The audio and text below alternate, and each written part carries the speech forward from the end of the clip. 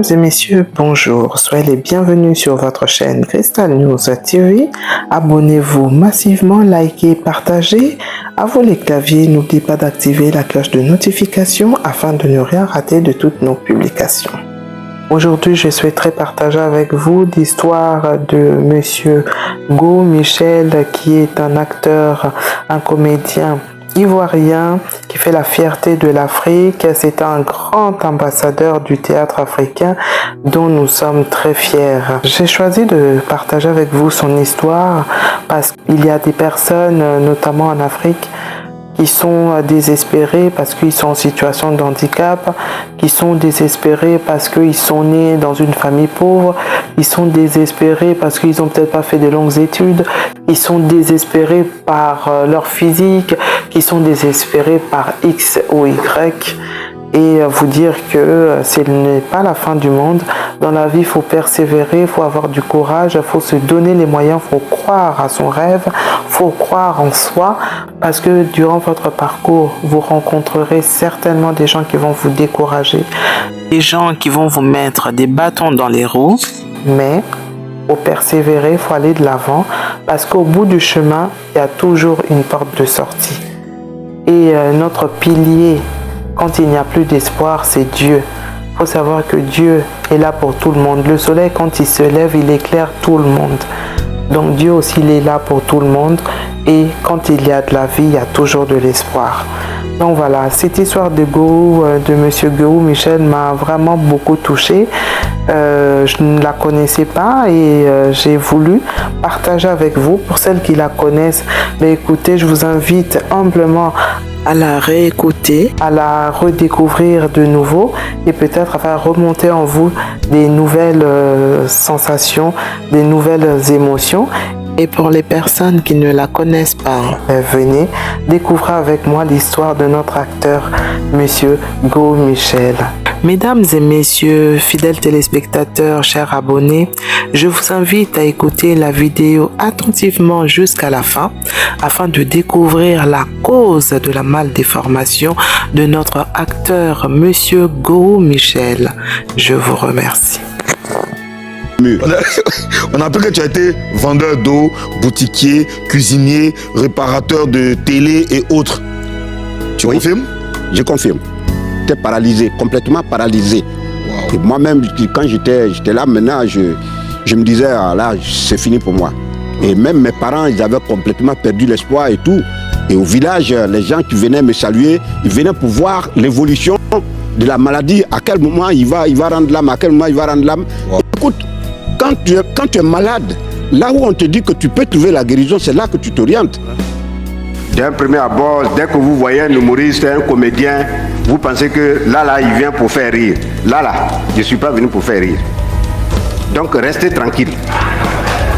Bon, je tiens déjà à vous affirmer que devant vous, vous avez quelqu'un qui n'est pas allé à l'école. Je suis analphabète.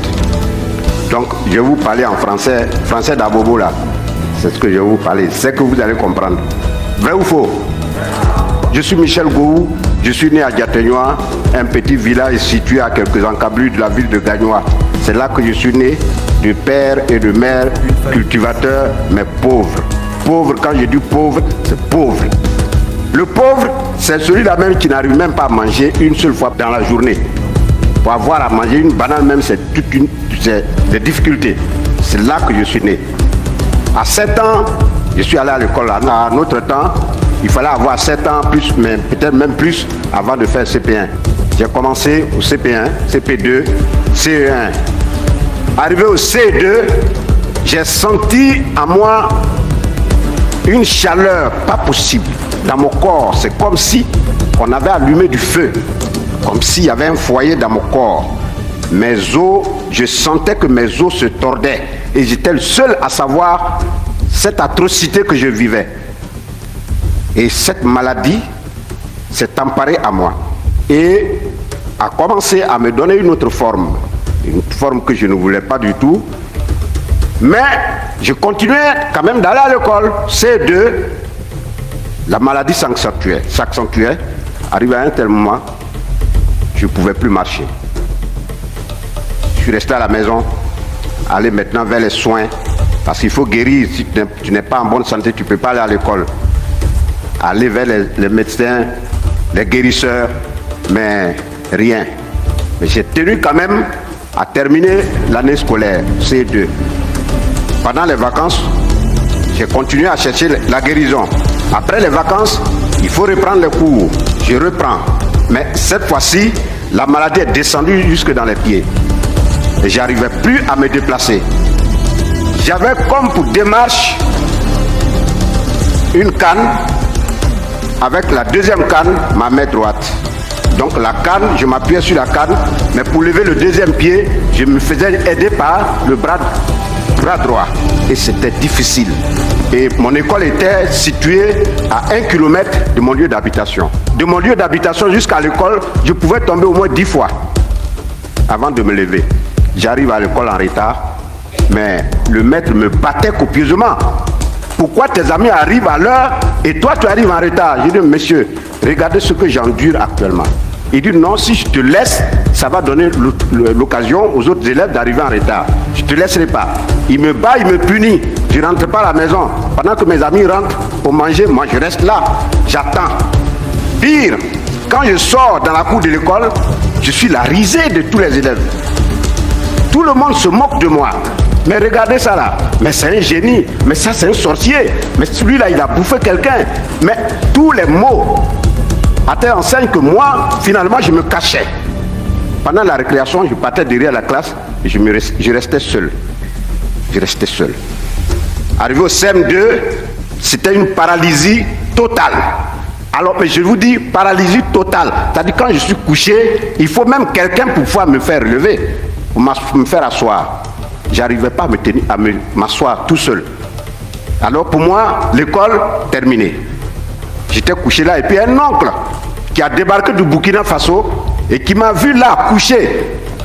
Mais arrivé à un certain moment, pour moi c'était la mort maintenant, puisqu'il n'y avait plus d'espoir. L'oncle est arrivé, il m'a vu couché, il dit, mais ce petit vous le laissez mourir là alors qu'il y a des possibilités de le récupérer.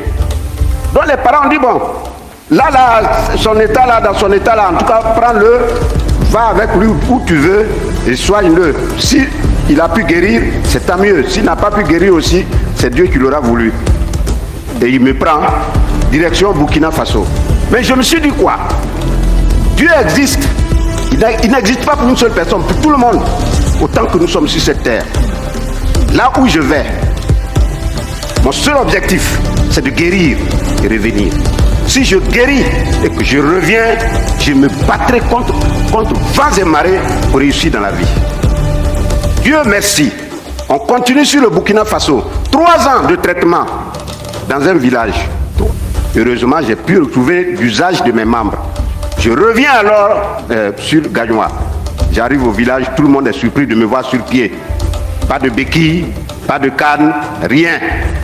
Je marchais tranquillement, comme vous me voyez actuellement. Alors j'ai commencé à faire les petits métiers. L'école pour moi c'était fini. Puisque les parents n'avaient pas d'argent pour m'assurer les cours au collège, pour moi l'école c'est terminé. Il faut maintenant être autodidacte pour pouvoir avancer.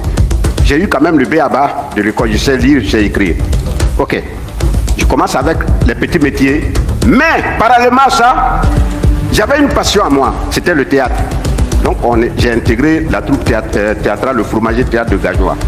À mes heures perdues, je faisais mes répétitions. Mais à un certain moment, je me suis dit, il faut aller plus loin.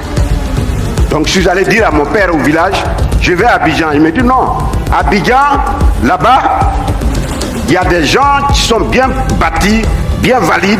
Mais toi, regarde dans ta forme d'un handicapé. Tu peux faire quoi à Abidjan? Reste ici, on va se débrouiller. J'ai dit non, Abidjan est mieux. Dans mon cas, direction Abidjan, j'arrive, j'intègre le groupe Le Fétiche et Burnéen d'Abouga. Alors j'ai demandé à m'inscrire, ils m'ont regardé, et puis ils m'ont posé la question, toi tu veux faire théâtre? J'ai dit oui. Toi comme ça là, tu veux faire théâtre? J'ai dit oui. On dit montre-nous ce que tu sais faire. Je monte, je récite quelques tirades, on dit mais c'est nul. Mais j'ai commencé à intégrer des troupes. Après le Fétiche et Burnéen, la Toumbra Théâtre, le Zassa Théâtre, le Gasca, la Compagnie Nationale de Théâtre de Côte d'Ivoire. les Guignols d'Abidjan. Et aujourd'hui, je suis le gourou que vous connaissez. Je voulais m'adresser à la jeunesse. La jeunesse qui est aujourd'hui le fer de lance. La jeunesse qui est l'espoir de toute l'Afrique. La jeunesse qui est aujourd'hui cette base sur laquelle l'Afrique compte. Cette jeunesse qui a l'outil Internet. Cette jeunesse ne doit pas s'asseoir pour attendre de l'aide. Parce que c'est vous qui êtes les dirigeants de demain. C'est vous, c'est sur vous l'Afrique de demain. C'est sur vous l'Afrique doit compter demain. C'est vous qui devez être les pneus et le moteur de l'Afrique de demain. Prenez-vous en charge, comptez sur vos potentialités, foncez comme un beau diable. Ne vous asseyez pas pour dire non, j'ai mon cousin qui est ministre, l'autre est député, l'autre. Personne ne viendra vous aider. Personne, il n'y a que vous. Prenez-vous en charge. Croyez en vos potentialités et foncez comme de beaux diables. Voilà, c'est cela. C'est comme ça que l'Afrique peut avancer. C'était la tuberculose des os. Wow. La tuberculose des os qui m'avait complètement... C'est ça qui m'a donné cette malformation. Quand tu es revenu, comment ceux qui n'avaient plus d'espoir t'ont accueilli? Comme un diable. Ah ouais. Comme un diable, oui. Comment il a pu revenir? C'est qui ça? Où ils l'ont amené? Ouais, c'est dans quel marmite? Mais qu'est-ce que c'est? Voilà. Donc, je reviens. L'école, c'était perdu pour moi parce que pour aller à l'école, maintenant, il fallait payer.